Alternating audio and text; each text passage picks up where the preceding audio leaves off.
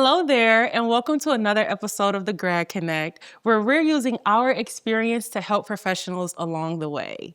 Today, I am joined by a really good friend of mine. She is a massage therapist and esthetician, and she's been in the service industry for many, many years.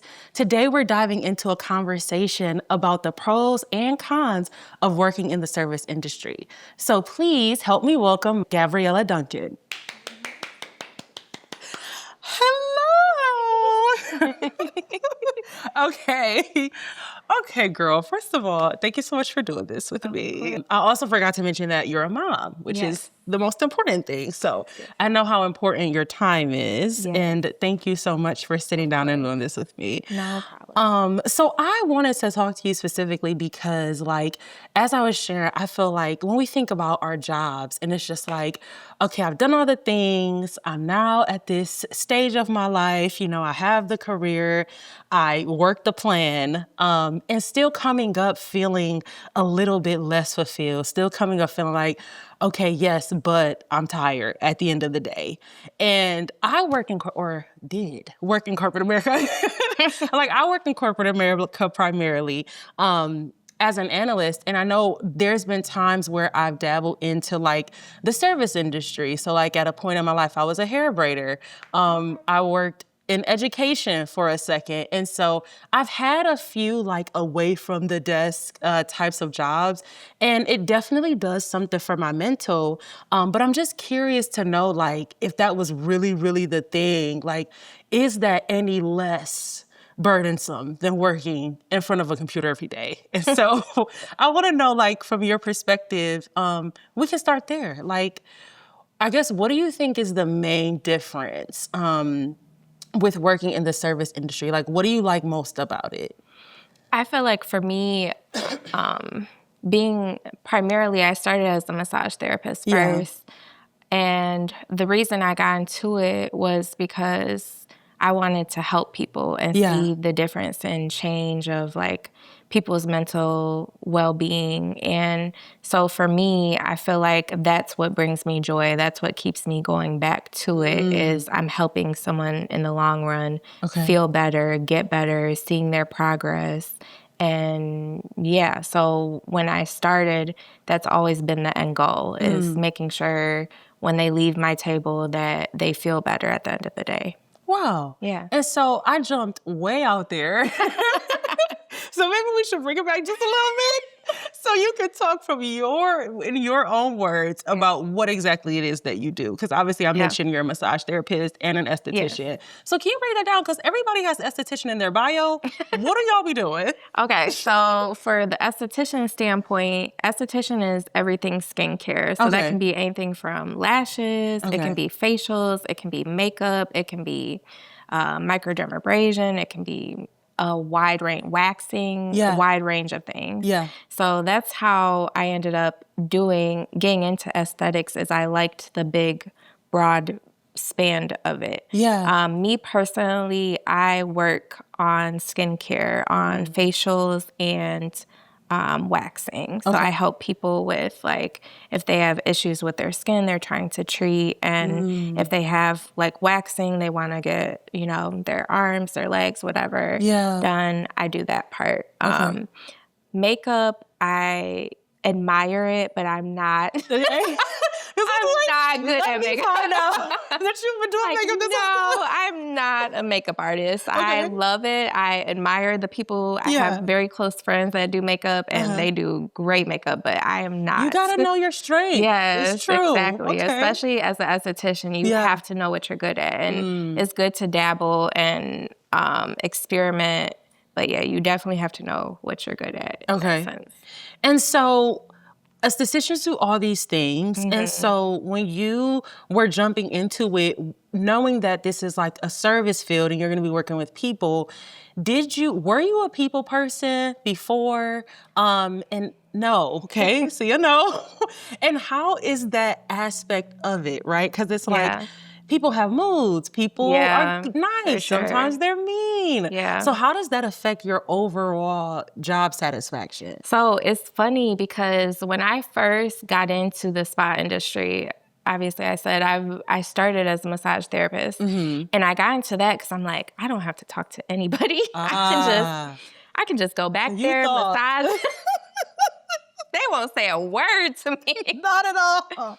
And that's not the case at all. You definitely have to be able to turn it on and be able to talk to people and because they're trusting you with their body. They're trusting you with their time, their money. So you definitely have to, I definitely have a whole different voice. When I go into the spa, I'm like, hi, how are you? So my whole demeanor, but that also comes with the career. Like, you really have to get in the mind frame before you enter the building of like, I'm here to help people. Like, people are about to come to me and spend their money, spend their time. Like you said, like, time is important. And I feel like that with massage and with esthetician as well. Like, people are spending their time, their money, you know, with you. And it's not a necessity for a lot of people. This is like a luxury experience for a lot of people. So I have to go in and be like... Yeah. So it's funny. I actually go into work an hour before my shift just to prepare myself. Wow. Yeah. So you're an all-star. Yeah. Go an hour before just to mentally prepare myself for the day. Okay. So you're right, because I was gonna say, number one, my wax girl is like one of my besties. Like, all your business. It's like between her and like, I mean, the person who does my brows. It's like I talk to them all the time. You have to realize I'm seeing them all the time. Yes. Like, sometimes I see them more than I see my own friends, because it's like, you know, if schedules get crazy, you know what I'm saying? I'm not coming out to see y'all, but I will always be going to see my wax girl. You schedule that. Yes, she's got her spot on the calendar. So what was that? Because now you're here, you're years in, right? You're like a pro. Hello, like, you're 12 years into this field. Like, you've been doing it for a minute. And so now you know how to be like, all right, let me woosah. Yes. But what was that beginning process? Like, what was that learning curve like for you? Because here you are thinking you're going to be silent in the background. And you get a client like me. It's like, what are we doing? Oh my gosh. It was definitely a learning curve. Like, going into it, I kind of was just going through the motions. Like, I was kind of just like, as a massage therapist, as an esthetician, you have to have a rhythm about, like, you can learn all the book work, you can go to school, because you go to school for anywhere from 5 months to a year, 2 years, depending on, you know, the trade and what you're doing. And they teach you all the book work, the anatomy, the science of like mixing chemicals and whatnot. But you really have to have the touch. You have to have a rhythm about what you're doing, and have a goal in mind of like what you're trying to accomplish with each client. I tell people, especially when you're getting into this field, take notes. Take lots of notes on your clients. Make sure you have your own personal notes so you remember the client, remember what they wanted, what they were trying to treat, and what goal they were trying to accomplish in the session. I think that's been the biggest benefit for me, is I take a lot of notes. I take a lot of notes. I try to remember things about you, key points about you, so that when you come in, it's not just we're doing this service, but you get an experience with me. I become like your friend. Like, you remember me, and you're like, oh, I want to go back because she gave me this type of experience. So that's awesome. And my thing is, I'm wondering, getting into the field, right? So if we take a step back, like, what made you think, obviously, this grew from like this desire to help people, right? To take care of people. And a lot of people have that same desire, and they translate it into nursing or being a doctor or, you know, being a teacher or something like that. What made you say, I think this is going to be best used in this field? So it's crazy. I actually wanted to be a teacher when I was growing up. Close.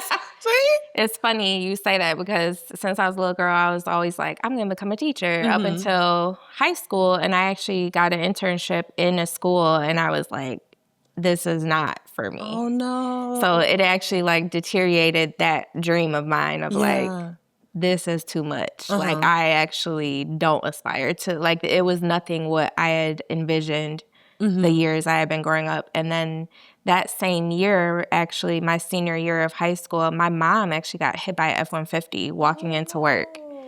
Yeah, it was awful. And she luckily had got thrown and just walked away with nothing but a broken foot. It was crazy experience. That is crazy. Yeah, and happened on St. Patrick's Day too, strangely enough. Was it a drunk drive? No, it was just a company car. He was dropping off something and wasn't paying attention. I guess he said the sun got in his eyes or whatever. Yeah.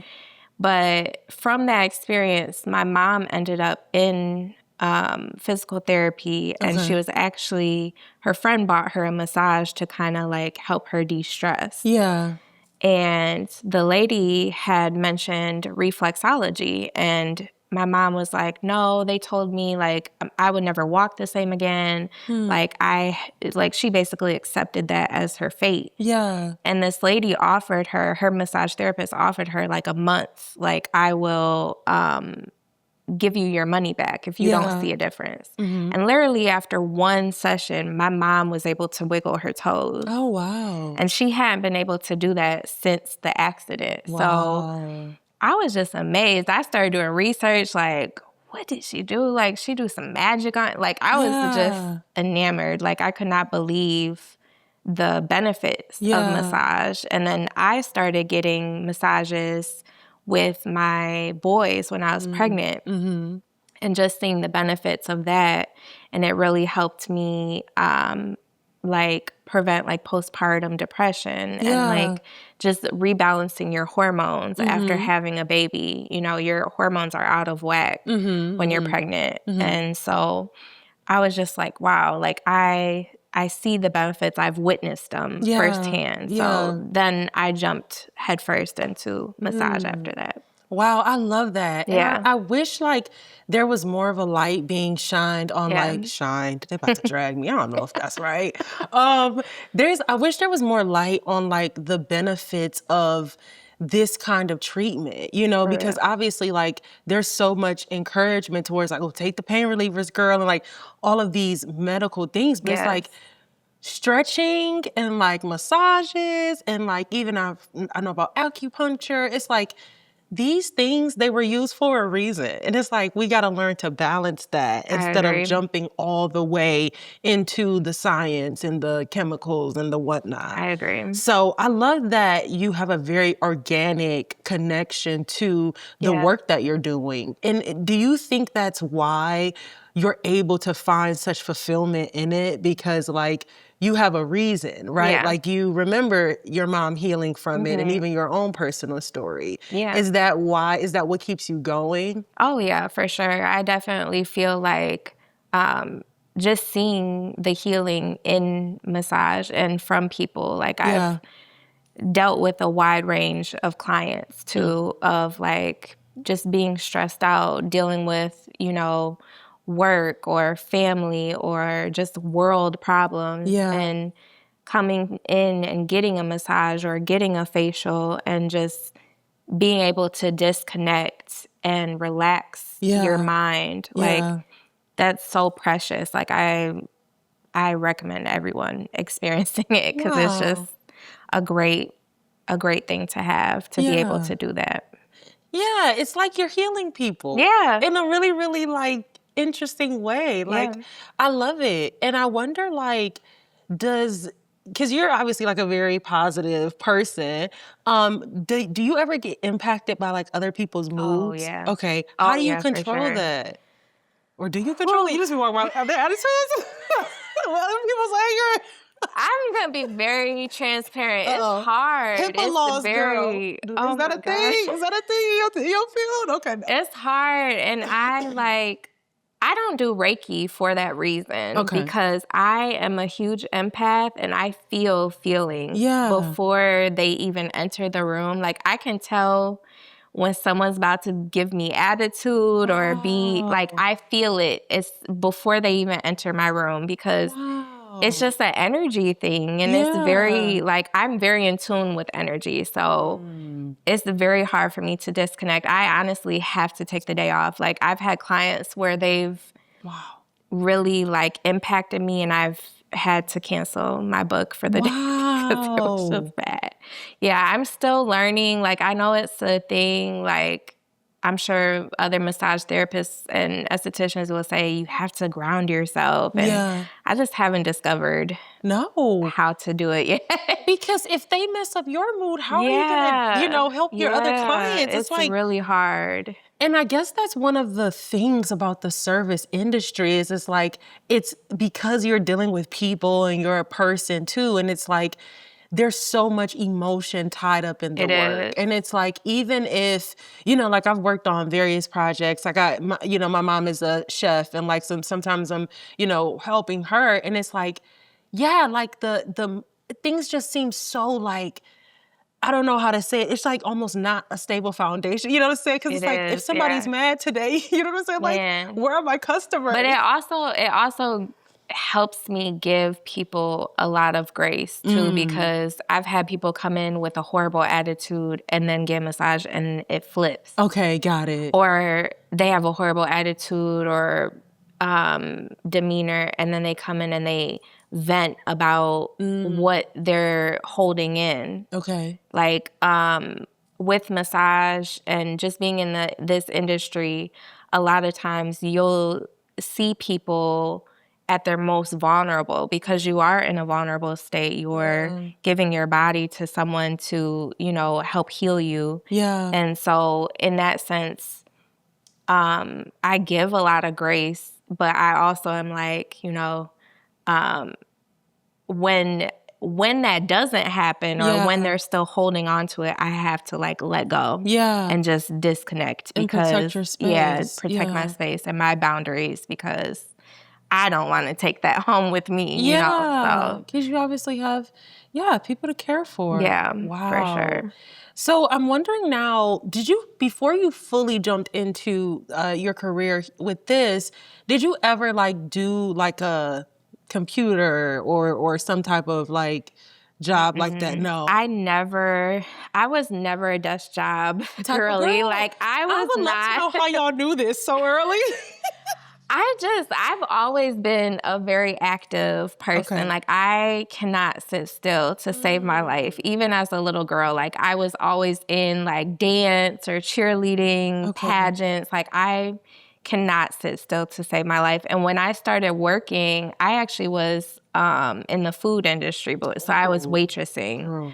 And that's the battlefield for real. That puts you through the ringer. Yes. When you talk about dealing with customers, that prepares you for the world. Like I feel like if you in the service industry, like that being in food, like that prepared me for the world. And like before that, I worked at like Burger King and like Hungry House and like drive-throughs. So like I think I always knew I could not sit down. Like I've tried, like, I think I worked for like a week at a desk answering phones, and I was just like, no, it's just not my thing. And so you knew this very on. Like, very early on. Did your family know it too? And was there any encouragement like, no, girl, you need to like be a desk job kind of girl?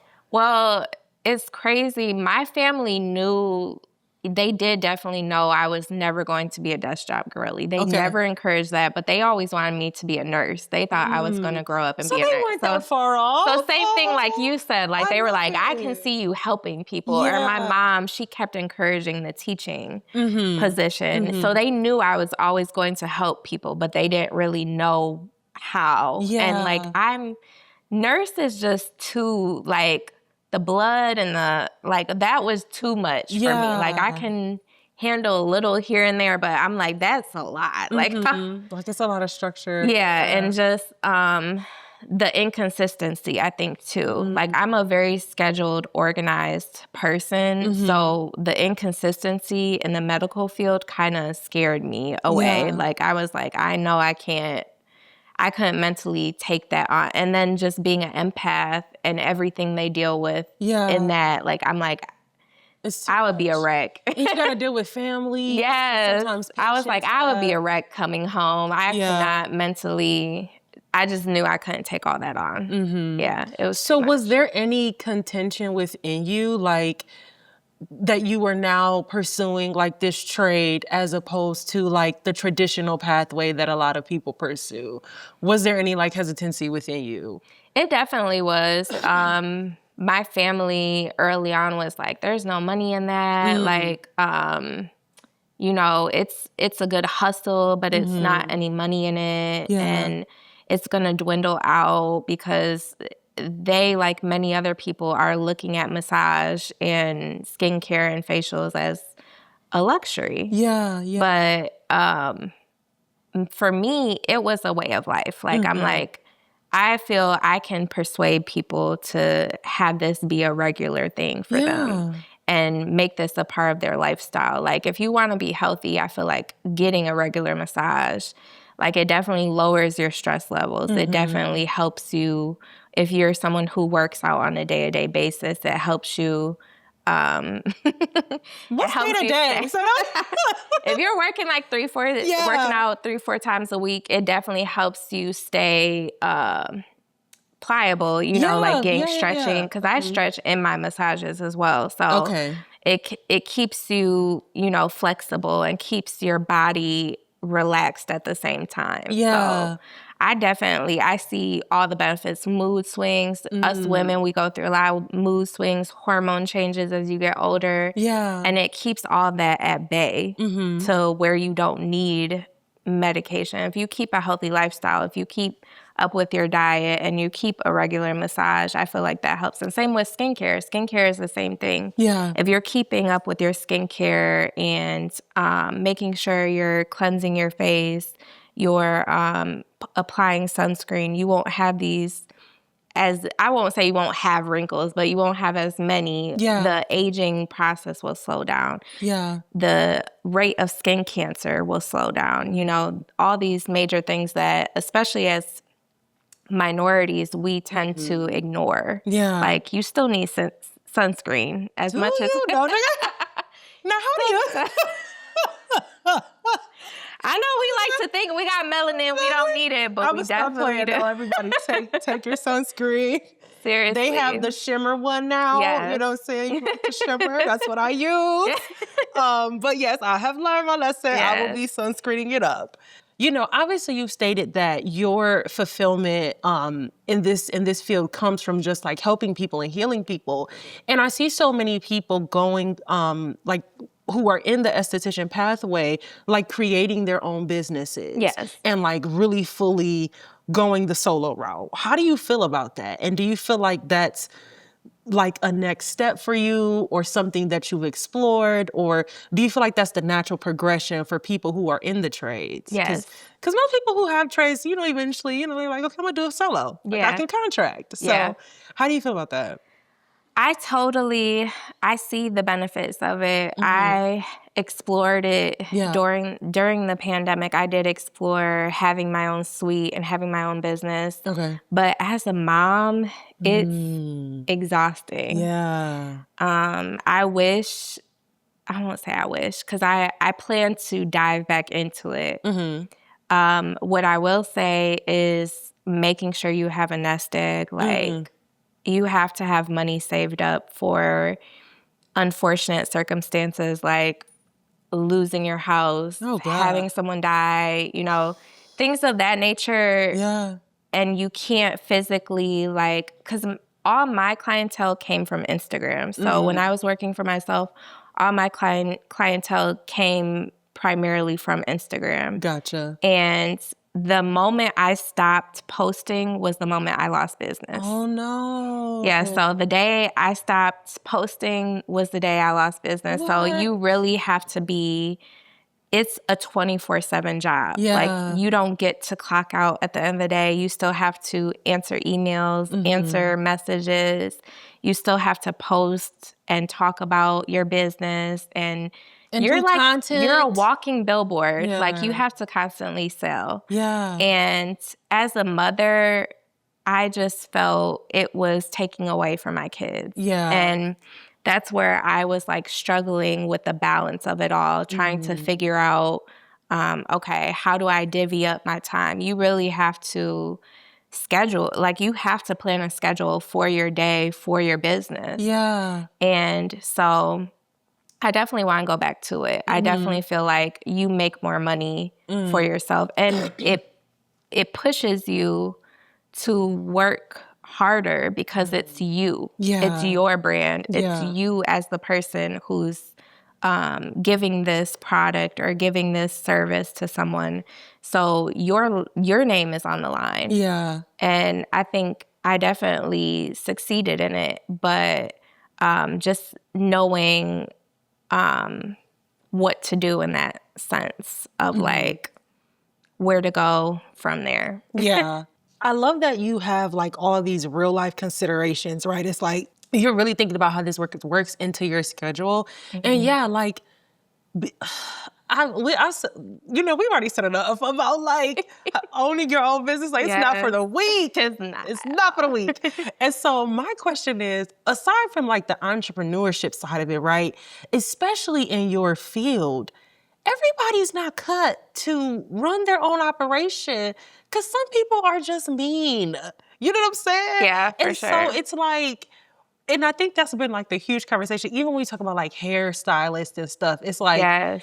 I love that y'all are striking out and doing it on your own, but being an owner and having your own established, especially when it comes to like hair care, body care, skin care, you don't just need the business savvy. You have to have the care, you have to have the skills, you have to have the customer service skills. And Yes. I feel like it takes like a little bit more. You know, like you say like, okay, I get there an hour early. Like Yes. that's the level of care you have to have in a service related Yes. field. Cause it's like, you can't just be doing the bare minimum. You know what I'm saying? No. Especially if you're like the owner and the whole thing is yours. Yes. So I just wonder like, if people consider that before they're starting these businesses. I and, definitely like, don't taking the think next- everyone. No. And that's the thing too, is like that people don't take into consideration when you're working for yourself. You have to be licensed. Like Yeah. it's a lot of waxers, a lot of people who do eye extensions that aren't licensed and they're operating like Coming to without. get ya. No.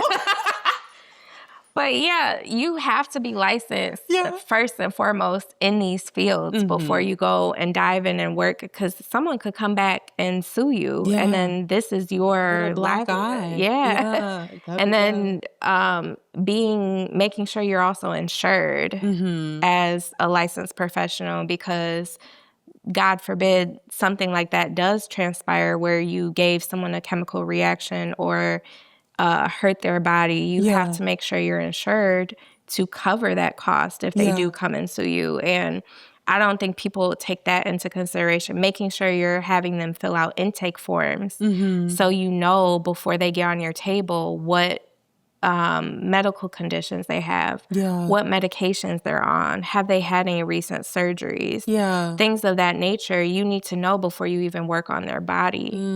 And that's why a lot of people have these reactions or have these adverse situations happen, is that they're not, like you said, taking the care that needs to be done to work on someone. Yeah.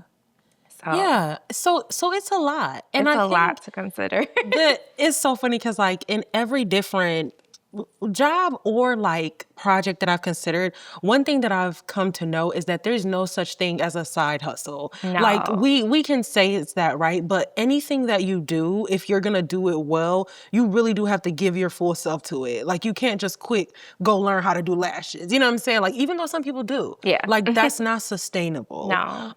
And so I love what you said about like really taking the time to think it through, especially like balancing with family and these things. Yeah. And it's so funny because like one of the main things that me and my other non-mother friends joke about is like, as soon as we have a hardship, the first thing we're like, oh girl, good thing I'll have a child.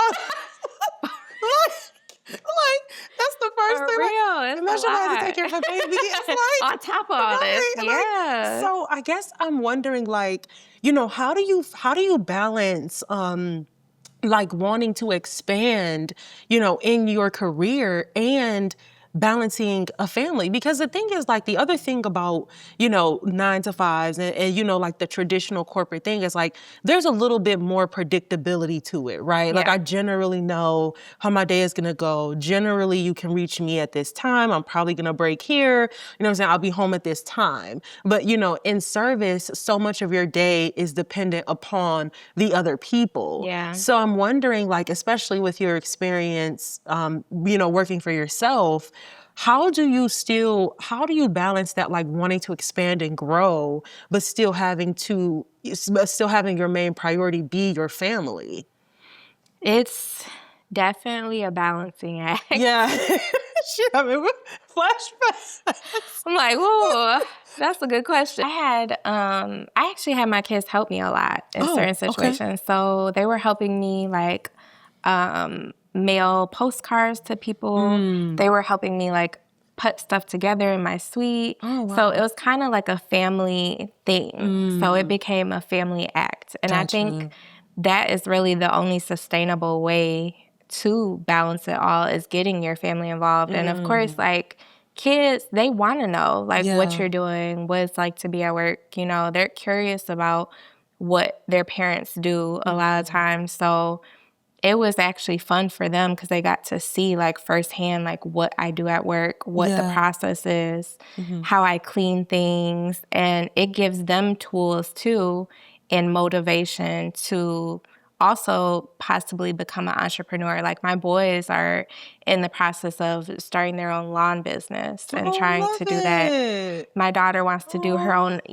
lemonade stand. And I kind of, you know, owe that to them being around me and seeing what I did and how I did it. And hopefully, you know, they'll take it to the next level. And so I definitely feel like if you're going to do it and you have children, have them help as much as possible. You know, help them, like, have them help you with, like, promoting and seeing like what you do in that step or cleaning, and it gives them good tools in the future to take care of themselves and learning the business. Wow, I love that. And it makes so much sense, honestly, because the truth is like the kids are going to do something anyway, right? They're going to do something with their free time. And so why not have it be, you know, working with you and now they're learning this new thing, whereas it's like, this is my business time, this is my mommy time. It's like if you can merge it somehow, then you kind of get the best of both worlds. Exactly. So this has obviously turned out good for you. You know what I'm saying? Yeah, like for sure. You made a great decision.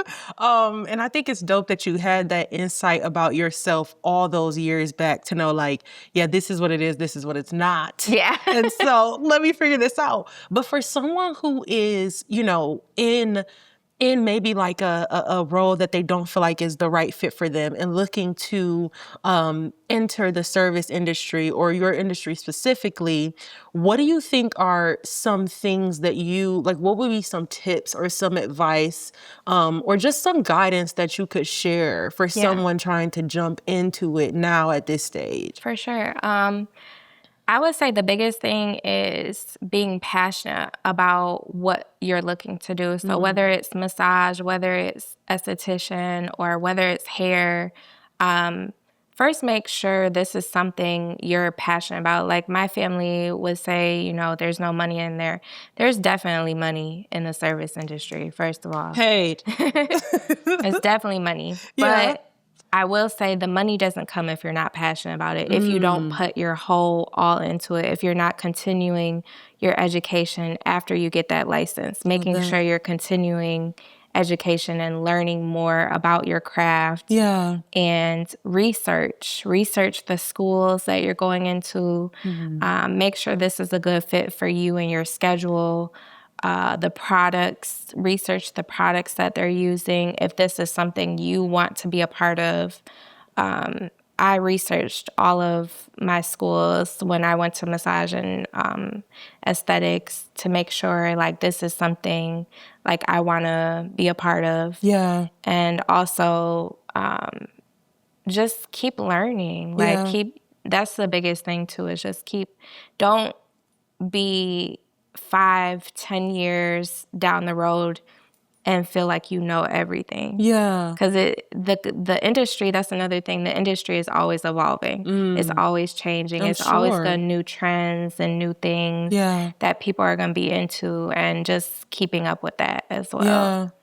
And I bet you're happy that AI can't replace you. Okay. You can't get a massage like this. Come on, y'all sturdy. For real.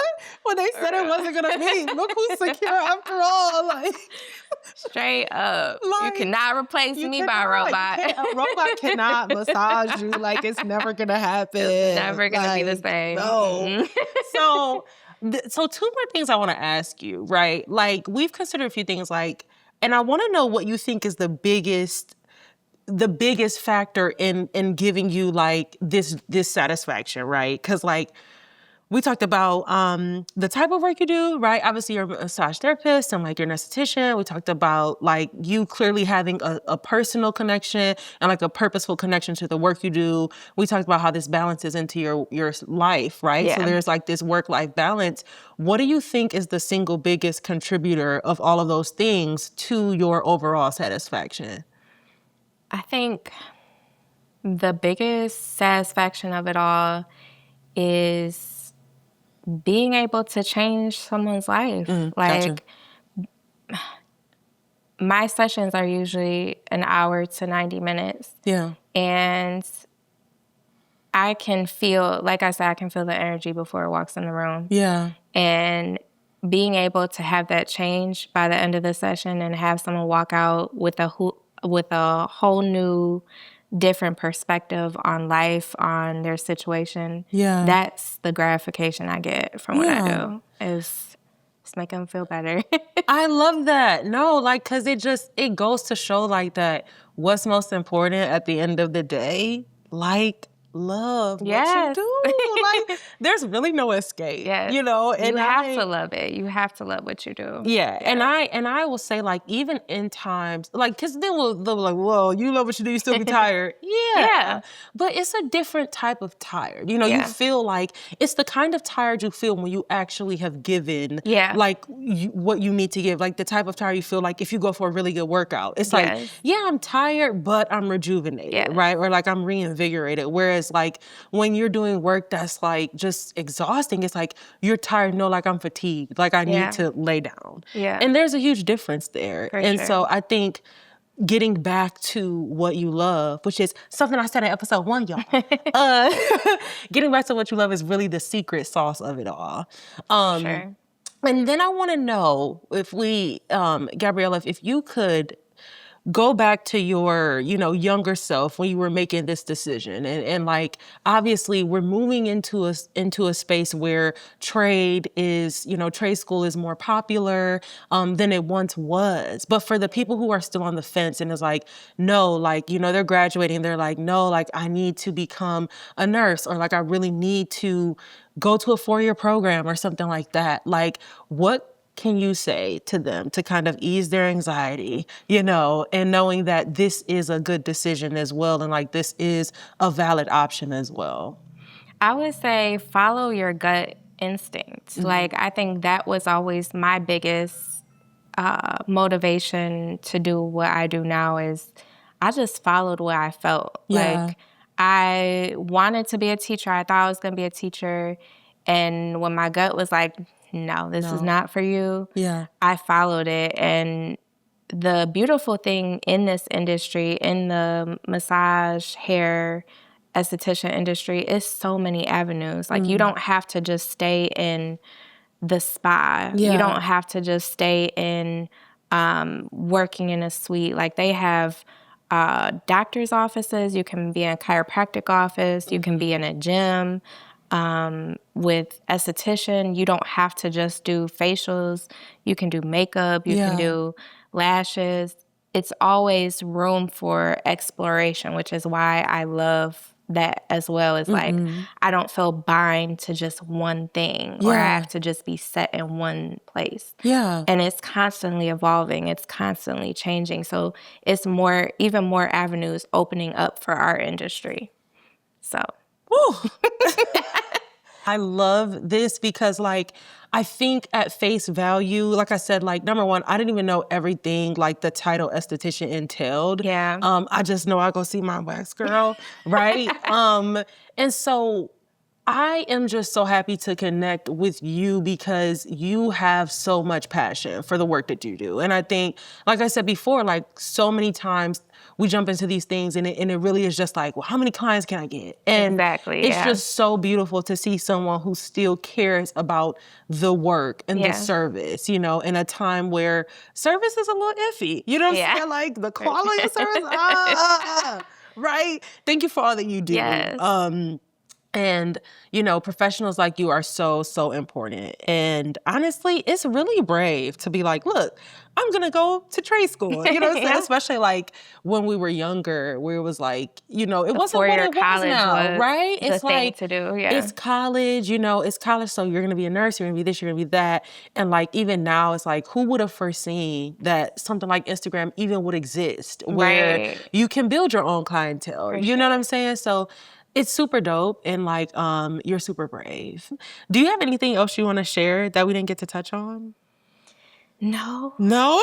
Just continue to stay inspired. Continue to stay inspired, y'all. That's what Gabriella has to say. Like, everybody be inspired. Yes. Go do what you love. Yes. And stop. Do what you're passionate about. Don't just run for the check. Run for what you're passionate about. The money will follow. Amen. Yeah.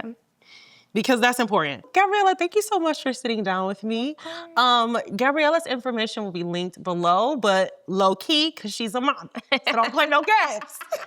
Her information will be linked. So if you have any more questions about like how to be an esthetician or the career path or anything like that, feel free to message her. Is that okay? Yes. Feel free to DM her, y'all. Okay. All right. So this has been another episode of The Grad Connect. Thank you so much for tuning in and we'll see you on the next episode.